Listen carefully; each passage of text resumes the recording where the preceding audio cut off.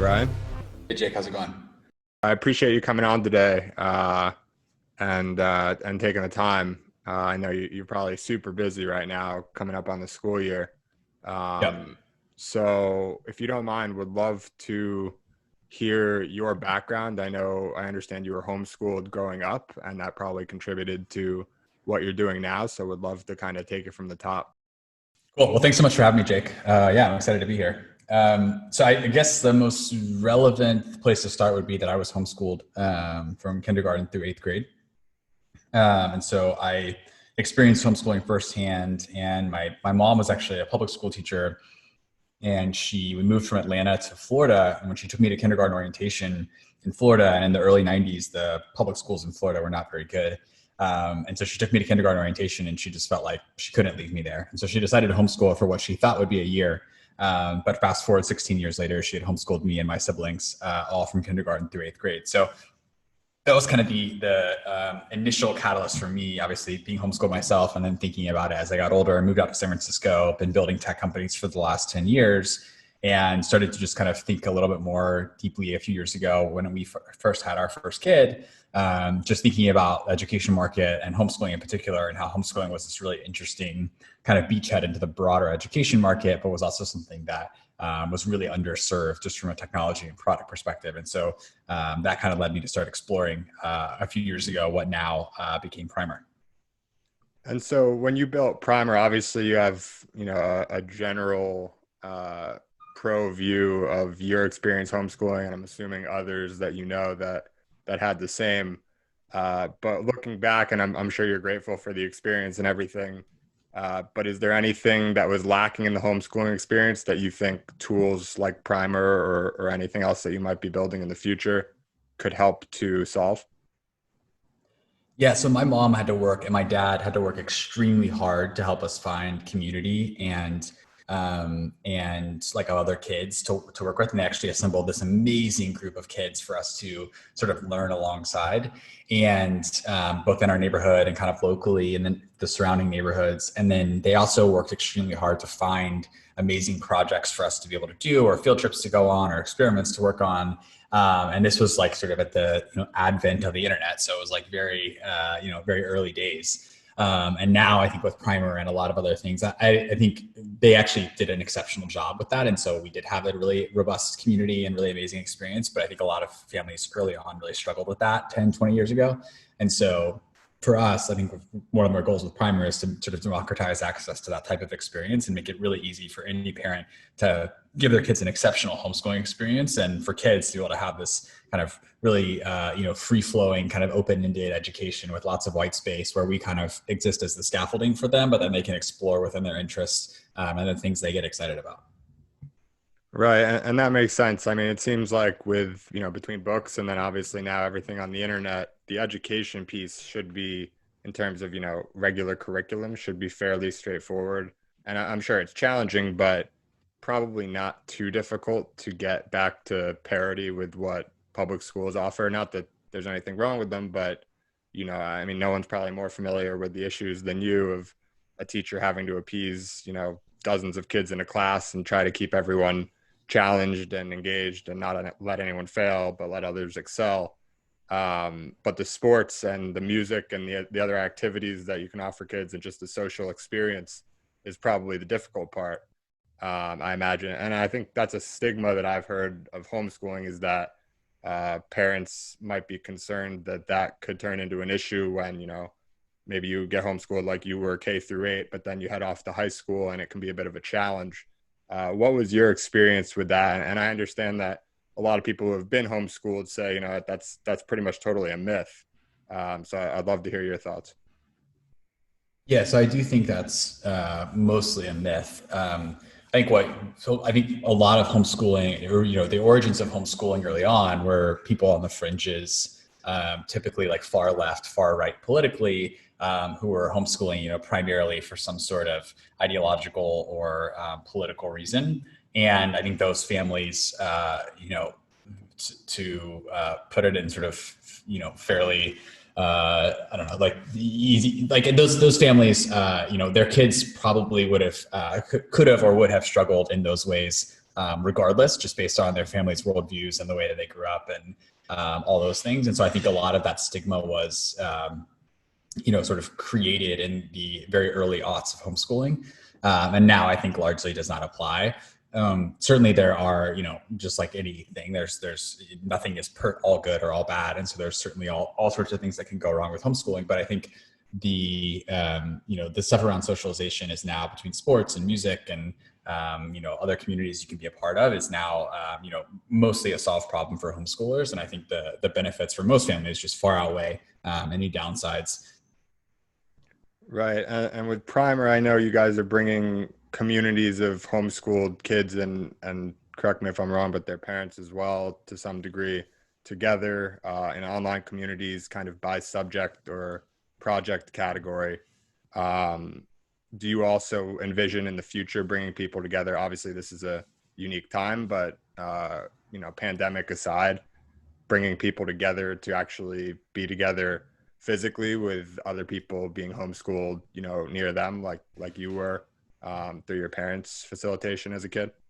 Yeah, absolutely. I mean, we're a very small team, and we never anticipated this surge we started Primer pre-COVID, and so we never anticipated this surge of demand and interest in what we're doing. So we're very focused on the virtual experience right now online because we think for the obvious reasons of COVID, but then also just for scalability, it's the right place to focus to create the biggest impact on as many kids as possible right now. But we'll definitely move into physical real world communities and experiences in the future.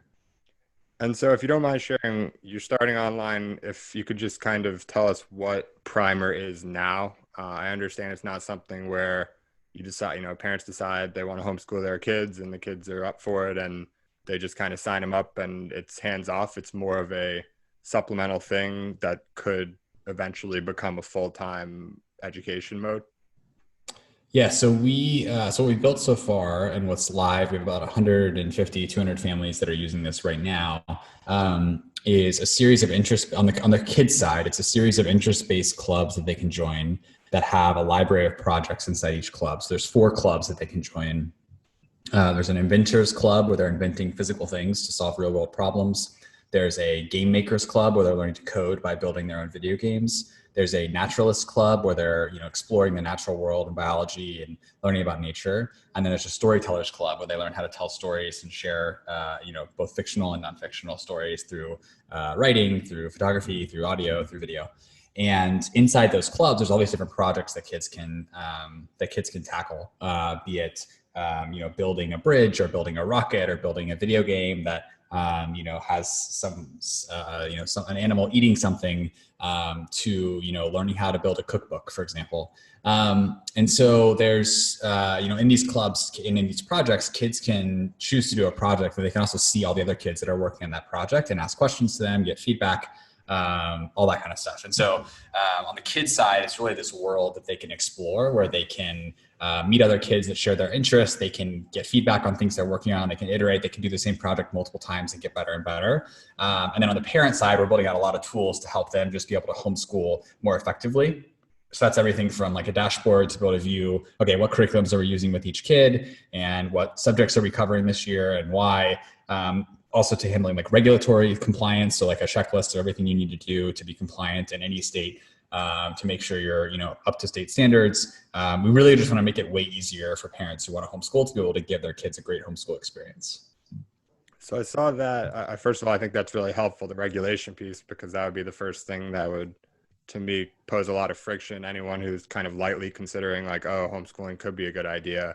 But people just don't tend to look into things. But if they have it all right in front of them, and I saw on Primer on your website, you have a pretty simple system where people just kind of enter, I believe it's just their address and what grade their kid's in, and it gives them the full rundown by state. So is that something that is being widely accessed right now? And then as you can, you're onboarding kids into the program?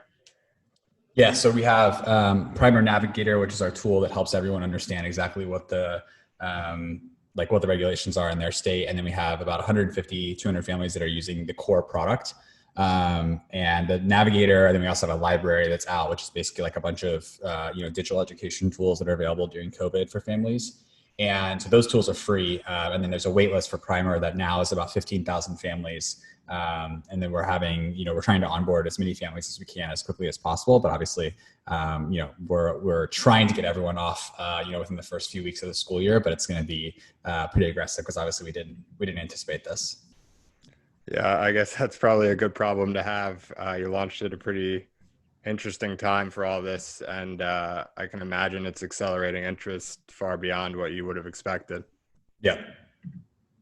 So the initial projects that you have, from coding to nature and storytelling, if you don't mind sharing, how'd you come up with those few categories?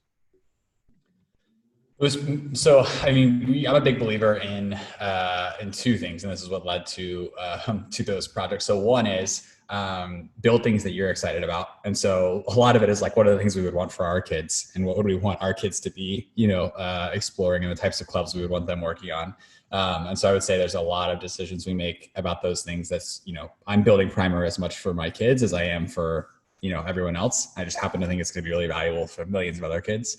And then the other is based on our team's skill set. So part of being in the club is you get access to experts. And so, like, for example, someone on our team who's designing a lot of the inventions projects was a former engineer at SpaceX. And so it's a really magical experience for a kid to build a rocket and then get to have a SpaceX engineer that worked on the Falcon, the Dragon capsule that actually took 2 astronauts to the space station. Be able to give you feedback on the rocket that you built, and give you tips on how to build another one that could go faster or fly farther or go higher or fly straighter or whatever. And so that's the kind of stuff that we get really excited about, is not just these kind of static projects, but actually how do we give kids this really engaging world that they can actually have really meaningful interactions with people like experts. And so that's kind of how it all came together. It sounds pretty awesome. It sounds like there might be a few more astronauts coming out of primer than there's been in public school historically. Exactly. So do you expect to have people like the person you have from SpaceX kind of in a lot of the different categories, maybe multiple people, not like teachers, I suppose, but community leaders or just people, um, for lack of a better word, almost celebrities within their categories that can help inspire the kids and share some of the foundational stuff? So experts are usually, in general, experts are not the best people to teach things. The best NBA players aren't the best coaches, and the best coaches aren't the best NBA players usually. There's occasionally crossover that makes sense, but it's two pretty different skill sets. And so we are not a company that's like obsessed with having sort of celebrities or experts in every club or anything like that. We really want the kids to have really meaningful like moderators and guides they can work with that are much more like teachers than experts. But then we also want to give them access to experts that can be inspiring for them. So we'll do Q&As and live video calls and things like that with experts that we think will be really inspiring to kids. And then, in the case of Phil, who's on our team who worked at SpaceX, he's a great example of someone who actually is a really good teacher and also and has experience as a teacher and also working at SpaceX. And so he's an example of someone that actually is that crossover, which is pretty rare, which is why one of the reasons why we hired him. But they're, for the most part, we think of those two things as two distinct things: the teaching and the sort of instruction and guiding, and then this sort of inspiration being two separate, both very important, but two separate things. That makes sense. And you mentioned you're building this as much for your own family, for your own kid as anyone else. And if everyone else benefits from it, that's great. Is your kid participating in the initial beta that's going on? We're doing some lightweight stuff. He's pretty young. He's almost 3, so he's a little bit young for a primer. The beta is really good for ages like 6-ish to like 14, 15 is kind of the sweet spot. Mm-hmm. But we're going to start building out some younger kid content, and he's, he can do some of it and enjoys some of it, but it's a little bit above kind of where he's at right now. Yeah, it's interesting. You throw a 3-year-old into 6+ year-old classes. That's either he's going to come out of it a whiz, or it's just going to be really challenging, I guess. Yeah.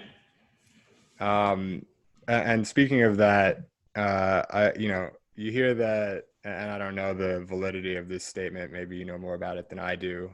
But people say that some of the most important years for development are, very young, up until kind of age 5, age 6, when most people tend to start kindergarten. and where it sounds like primer's focused on to begin with, which obviously, makes a ton of sense because that's when kids are going to school now.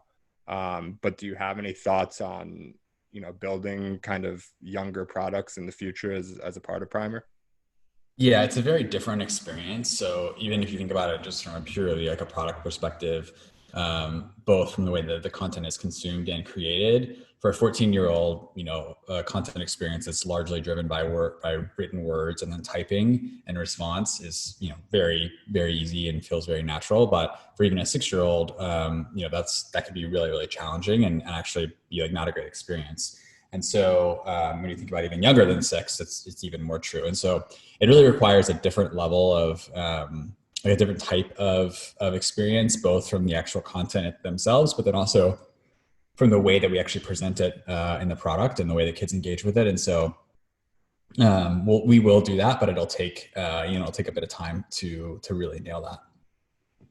That makes sense. And yeah, I imagine, there's difference between 6 and 14. And then before that, it's got to be pretty parent focused in a lot of ways. And I just think it's interesting that there's all these professions that require so much training, but there's not a whole lot for parents raising really young children. And if that's the most development part of a kid's life or a person's life, it just seems like there might be some room for improvement there. Yeah, exactly. So I'm interested to hear more about the COVID effect on the business. Obviously, generally, it's not been a good thing for most businesses, but for something like this, as well as things like Peloton and a bunch of other categories and Zoom and categories that just have been accelerated tremendously from all this. Homeschooling seems to kind of fit the bill there with, you have at the college level, you have a lot of colleges that have already announced they're going to be remote for at least a semester, if not the full year. I'm not too familiar with how high schools and middle schools have been approaching it thus far, but it seems like it's definitely going to be a little bit of a shaky ground. And a lot more people theoretically would be looking to homeschool, especially after kind of having to impromptu experiment a little bit with it, at least maybe not on the education front, but in what to do with their kids all day, especially while they worked for when we had lockdown earlier in the year. So how has, have you seen that interest just skyrocket from when you guys were getting things ready to launching the beta and now having, from what I understand, is a pretty massive wait list? Yeah, I mean, I think anyone who's building in the homeschooling space or even just like distance learning or anything sort of adjacent to this has seen that. And for us, we've tried to, we're staying true to our roadmap. We're not building, I think a lot of companies are sort of like changing their focus and building something completely different now for like sort of COVID homeschooling pods or things like that. And that's, valuable and needed. But I think that, some of this is going to be a short-term, few month, maybe few year effect. And for us, like we still believe in the homeschooling market outside of COVID. And so we're building for that, the sort of like red hot center of the homeschooling market. And that's kind of been our focus from day one. And that hasn't changed. Certainly the sequencing of things on our roadmap have changed and there's a lot more urgency. But, we were building this company at the end of last year and, we believed just as strongly in it then as we do now. It just happens that, tens of millions of more people, I think are now sort of by necessity exploring homeschooling. And so that's, we're trying to do our best and we take that really seriously to serve them well. And, to be a company that helps them out in a time when there's like a ton of uncertainty and, be someone that can help make this a lot easier. Right. And I heard you on another podcast, you mentioned that homeschooling, I think when you were doing it as a kid, it was really not also popular. And like you mentioned earlier, it was focused in very specific areas like religious people and stuff like that. And so I heard you, I think you quoted a number like there might have been 150 or 200,000 homeschooled families homeschooling at the time and in like the late 80s, early 90s. And now that's up to maybe 2.5 million. I'm not going to hold you to it and you don't have to share a figure if you don't want to, but would be curious what you think the next, year, 2 years and 5 years might look like, whatever near-term estimate you want to give in terms of how that number could increase. Yeah. So I think there's just like 2.5 million homeschoolers, 2 up to 3 million homeschoolers pre-COVID. I think there's a reasonable chance that we see a pretty big permanent increase in homeschooling post-COVID. Obviously, the vast majority, 90, 95, whatever, percent of families are going to go back to whatever schooling option they had before. But I think what's happening is parents are seeing, some parents that we've heard from are seeing when they start to actually do school at home and they try to replicate what's happening in the classroom at home, they realize that there's a lot of wasted time in the traditional school system and that you can actually accomplish a lot of this much more quickly. And then two, they're realizing that economically, especially in a household where both parents work, if your kids are going to private school, it can honestly be a wash economically for one parent to not just stay home and homeschool them. And so I think, and then that's not even to mention that I think a lot of parents are seeing academic and psychological and all sorts of benefits with their kids without being in the traditional school structure. So I think we will see a permanent increase in homeschooling. I'm not one to try to predict macro trends or macro effects. So I think probably on the other podcast I said the same thing, which is that I think there's going to be, a permanent step function in homeschooling. Homeschooling has been growing 3 to 7% year over year, basically for 30 years. And so I think you will see 2020 will be a step function in that graph. And then it'll, probably resume a similar growth rate, maybe slightly faster for years. And so I think it will be a permanent step function. But I also, some people are like, oh, everyone's going to be homeschooling forever after this or whatever. Homeschooling is right for every family. I think that's all just ridiculous. And homeschooling is right for a lot of families, but there's all sorts of situations where homeschooling as it exists today is not, is not even feasible for single family, families with single parents, families where both parents have to work.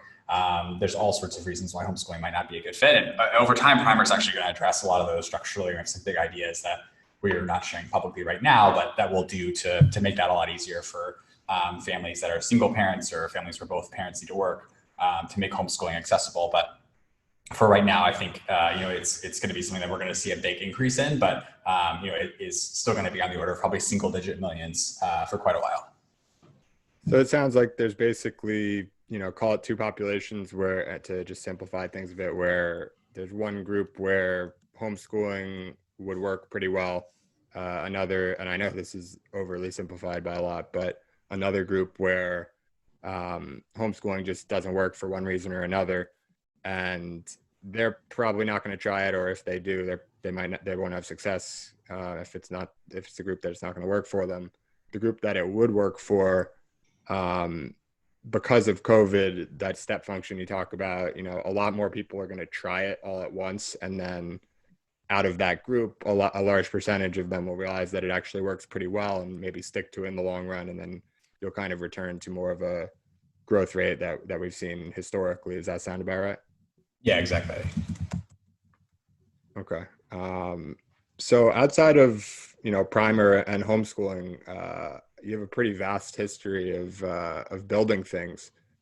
Be curious to hear about some of your former projects and how they've kind of led you to this point. Sure. Yeah. So I've worked on, worked on basically three main projects. The first one was a very short stint at Square early on, which was very fun. I was, basically a nobody there, but learned a lot about on the ground marketing and hustling there.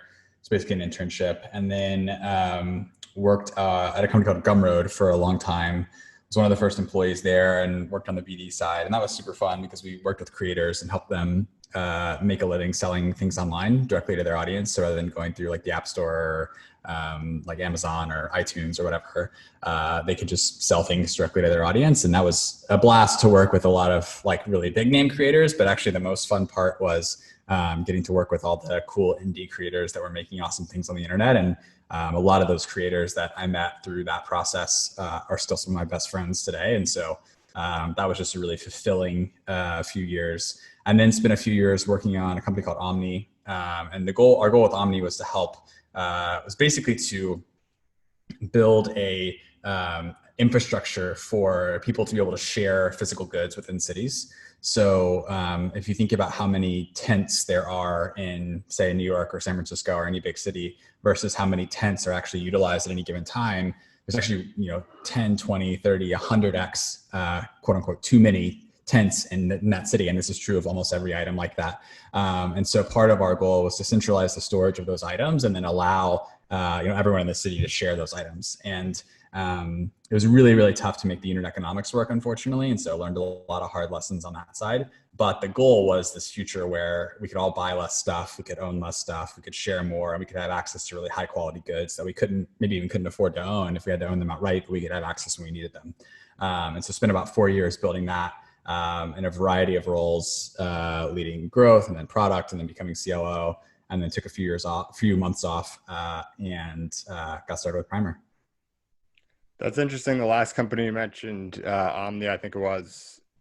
It's an interesting concept. I tend to be more so than most people I know, a bit of a minimalist. I saw a movie a few years back that kind of put me over the edge, and I started just getting rid of stuff left and right. So I totally appreciate the point that, at least from my view, we all have a little bit too much, and especially things that can be shared, I think should be shared. That might be a little controversial, but to set up basically a storage community, I guess, for lack of a better word, where people can lend whatever each other needs to each other in the times that they need it. Seasonal stuff, I guess, could be tough, but certain other things that you need, once or twice a year, whatever it might be, it makes a ton of sense to me. Yeah, exactly. And I still think that idea is going to work and it's going to be huge. It's just like you need like self-driving cars or some other logistics model to make it happen. Well, and speaking of self-driving cars, I think that's a good example in and of itself almost, is that, I don't know, I've read a bunch of stuff about how with cars potentially becoming self-driving relatively soon, and then just the fact that we have this concept now that everyone's familiar with of Uber, and you put the two together and you have self-driving cars as kind of an Uber fleet, similar to like what Elon Musk's teased with Tesla. If anything like that comes to fruition anytime soon, it takes a ton of cars off the road, because all of a sudden you can kind of, I mean, some people might just be interested in having a car, but everyone else who just wants to get to where they need to go when they need to go, it'll probably make much more sense economically to just tap into the network and take a lot of cars off the road that way, similar to kind of what you're talking about with the old business. Yeah, exactly. And then before that, you talked about Gumroad being a pretty valuable experience for you. It sounded like a lot because of the people you met and kind of the community within it. Did that contribute at all to making that seemingly like a central focus of Primer, to not just give these kids content and curriculum, but to bring them together on certain projects and to be able to communicate and build relationships that way? I wouldn't say it's a direct connection. No.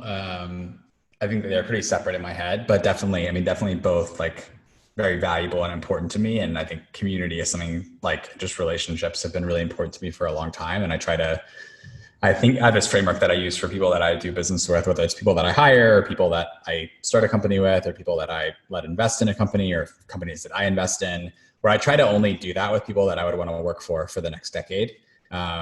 Because I just find that those like relationships compound. And so, if you have a really high bar for who you work with or invest in or allow to invest in your things or whatever that looks like for you, I think you end up in a position where the relationships that start to compound in your life are ones with really high quality people that you do want to be in those relationships with. And so I think a lot of it is, like having, someone who, being able to set people up, in Primer to have relationships like that is definitely part of the impetus for it.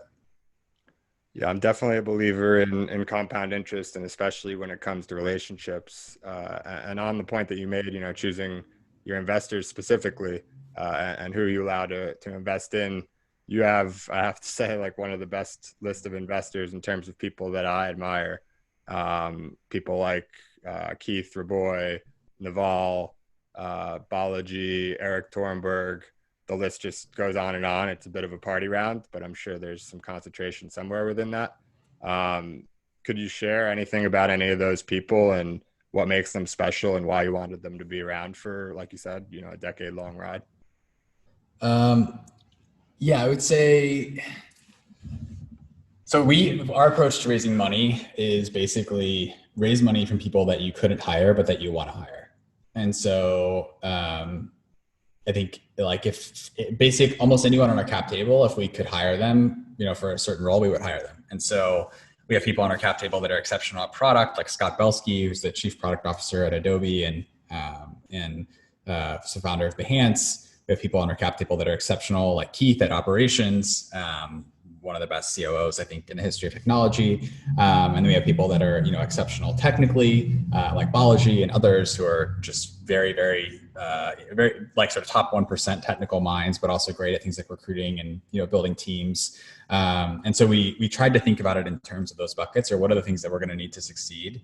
And then, what are the things that we are going to, like, people that we could never actually convince to join, or we don't think we could convince to join. And actually we're now recruiting a few of our investors to join. So, because it's kind of taken off. So, but that's the framework that I really like for who to allow to invest in your company, is make sure it's someone that you would love to hire if you could, because you're basically hiring them. You're giving them equity for a small percentage of their time each month.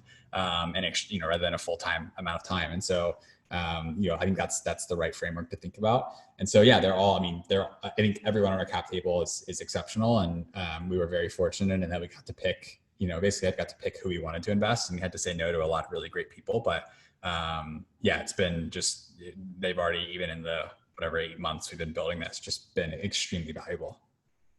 Yeah, it's super interesting. I haven't heard that exact framework for choosing investors and basically a board. And they're not all formal board members, I'm sure, but that's, it's the same concept in terms of drawing on each of their specific expertise to help guide the company, it sounds like.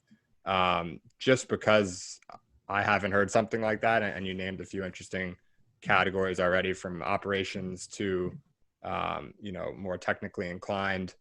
Do you have other categories that off the top of your head you could share that you kind of wanted a point person in terms of the investors?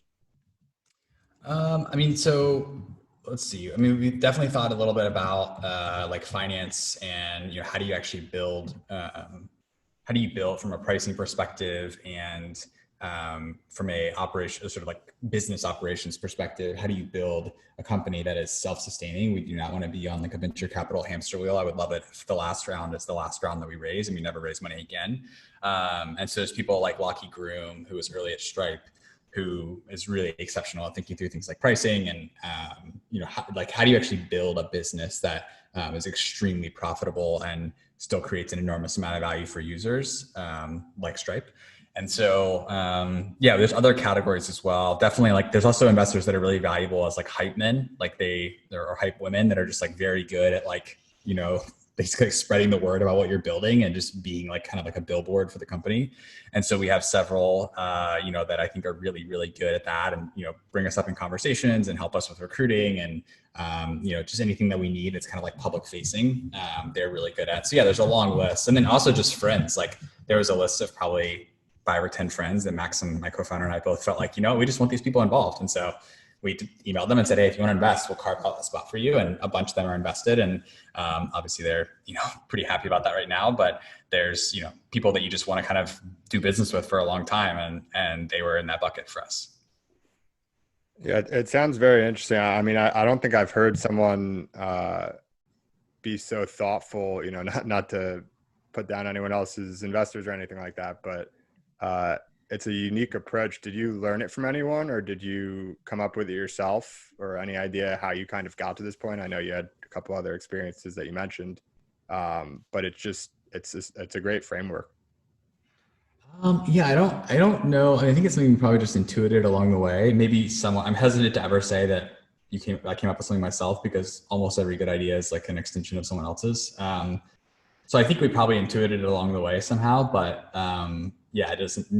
it's very likely that someone either gave us the direction or the thoughts or something, sort of as over the course of our careers. So last question on that. I know there's some disagreement among founders and investors on having, a couple investors per round with one significant lead versus having a big round with, dozens of names on it. You from the outside seem to have gone more of the latter, but I don't know the actual, weighting of everything. Do you have any thoughts on one way or the other, whether, having more of a focused investor group versus wider? So we actually did that. So Keith Rabois at Founders Fund led our round and is by far the largest investor. So I actually am a huge believer in having a few investors, at least one with a very concentrated stake in the company. So I'm very anti-party rounds, and our round might look like that from the outside, but we were pretty judicious about allocation and the terms, and so we were able to get some great people in.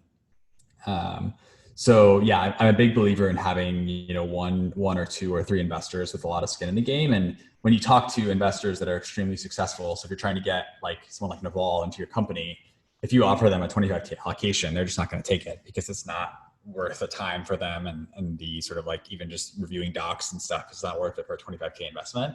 And so you really want to be in a category of companies that they're actually going to really help with and really like be willing to roll up their sleeves and be supporters of. And so I think it's definitely in your best interest to understand what is a meaningful amount of money for each investor. And that's something we spent a lot of time on, was trying to figure out. We were trying to get a lot of people into the round. The round was way oversubscribed, and we were tried to be very thoughtful. I think we succeeded for the most part, but also failed at times in figuring out what is a meaningful amount of money for this investor. Because for one investor, he might say, okay, like I don't like 20K is like, actually a lot of money for me. And I would be really, really involved and really, really engaged if I invested 20K. And another investor, she might say like, hey, if I write a 25K check, I'm not even gonna care about it. So she might say, hey, I need to invest at least 200K or 500K to really feel like it's worth my time. And so to get her, you really need to think about opening up more allocation for her. And so that's a kind of like a little known part of structuring a round, is trying to figure out what is the sort of meaningful number, the minimum meaningful number for every investor, and then architecting the round around that. And I think a lot of people make mistakes because they get investors they love, but then they hammer them down so far on allocation that then the investors don't really care about the company and aren't willing to spend time on it because they have 10 other companies that they own way more of, that it's genuinely a better use of their time to work on. It's interesting. The more I ask, the more I like this approach. I think you mentioned, to answer my original question, that basically you think it's really important to have a lead investor with a ton of skin in the game, but then also to have, to basically spread the rest of the allocation over this long tail, which I think makes a ton of sense. It's like the best of both worlds, it seems like, especially with nowadays the amount of influence that individuals like Naval can have. Why not have as many sort of influencers, that maybe that's not the right word, but tech influencers to some degree, on there as possible, so long as they are contributing valuable insight as well and giving you some of their time. And then the point that you make on finding for each investor, they have different thresholds that basically will trigger their involvement, or maybe it's not a night and day thing, but different thresholds at which this is a priority for them. And I'm sure it's on the one hand, it depends on what they're doing. I mean, I'm sure there's a ton of factors, which I'd like to ask you about, one of which being, how rich are they? Another being, is this somehow a passion project for them, something that they've publicly displayed interest in the past, or something that maybe them personally and this is important to them? How do you think, how do you actually go about finding people's the kind of amount of allocation that makes it matter to them that you spoke about? It definitely depends on how much they're excited about the project. So I will say that's one thing for Keith. I think Keith is always, for most companies, Keith is going to be a great, a great fit, especially operations heavy companies. But I think when he's excited about something and he feels, uniquely interested in it, just like anyone, you're going to get a much different, they're going to show up in a much different way when they feel a personal level of excitement, and they don't just view it as a good investment or a good team or a good idea, but they actually feel some personal connection to it. And he's been excited about homeschooling for as long as I have. And so it's been something that, for us was a really natural fit. So I think it's definitely not just an economic decision. I probably oversimplified that in my first articulation of this. It's certainly something that also comes down to their own excitement and passion about it. You might have investors that say, hey, I'm down to just write a 5K check, but I'm so excited about this that I will, I'll be your biggest fan and cheerleader and want to help just because I enjoy it. And I've invested in companies where, I can't help myself. I get so excited about what they're building that I just, I want to help. And even if I don't have a huge allocation, I'm sort of irrationally excited about it. So I think it's, it's definitely something that comes down to that personal connection as well. And out of curiosity, did you know Keith from your experience when you were young at Square, or it's just totally separate? He was my boss's boss, I think. I'm not quite sure how many are in there. So yeah, no, I did not know him. I think I knew of him obviously, but I think we met when I got out here a few years later, and I was at Gumroad, and I just cold emailed him and asked him if I could chat with him about some of the growth stuff we were working on, and he said yes, and we sat down for like 45 minutes, and I took a ton of notes, and fast forward whatever 8 years later, he was leading around in my company, and so that's also probably good. I mean, you should ask him about this, but it's probably a pretty good also example of taking a cold email, being willing to spend 45 minutes with someone I was probably, not that impressive, besides just working on stuff at Gumroad. And, he spent 45 minutes with me, and that led to a relationship, which ended up to him leading a seed round that, I think he's pretty excited about. So, I think that was like the origin of that relationship. Yeah, I'd love to ask him about that. Hopefully, I'll have him on the show one day. And you speak of the cold email and the benefit of sending it, obviously, for you and of responding to it for Keith.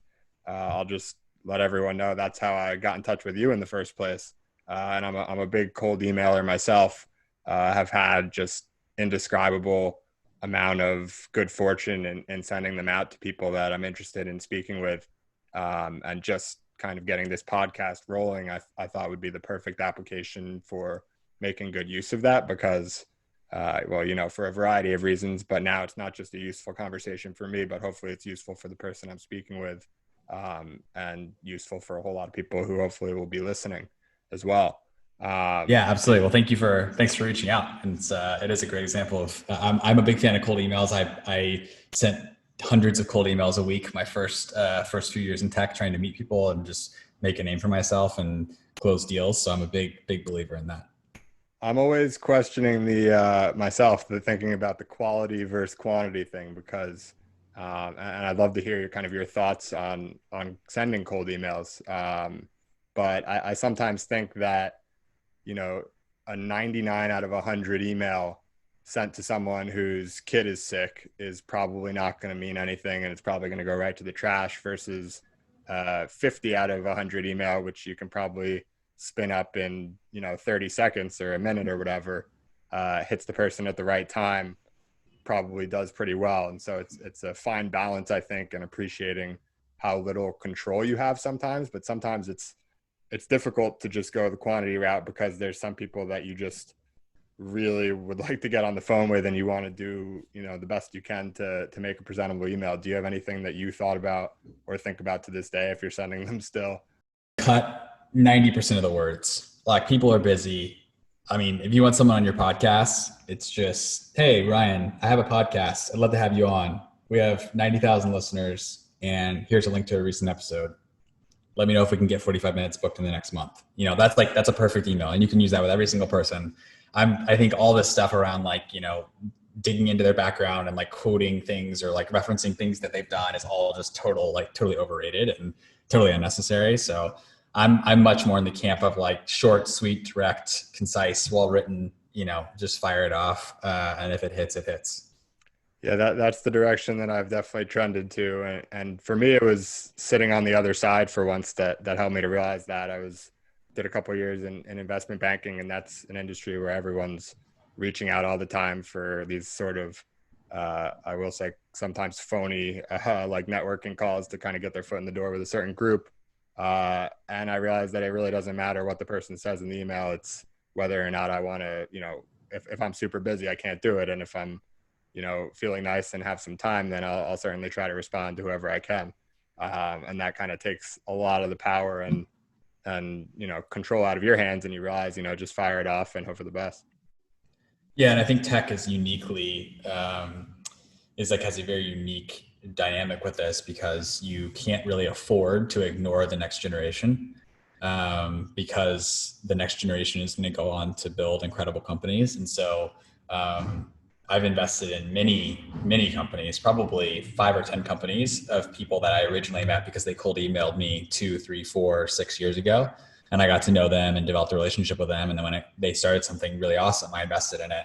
and it's worked out well. And so I think tech has a uniquely sort of, it's not really circular, but it's almost like this multi-generational dynamic where the people that have, made a name for themselves and, are sort of in demand and people want to reach out to them are more likely than most other industries. Because in investment banking, if you, like help someone get their foot in the door, it's like maybe they owe you one, but it's like there's not that many, there's not that much like direct, whatever that's going to come to you. Versus in tech, like if you help someone break into tech and then they go on to found, an amazing company, they might ask you to invest, you might be able to go work for them. There's all sorts of things that can happen.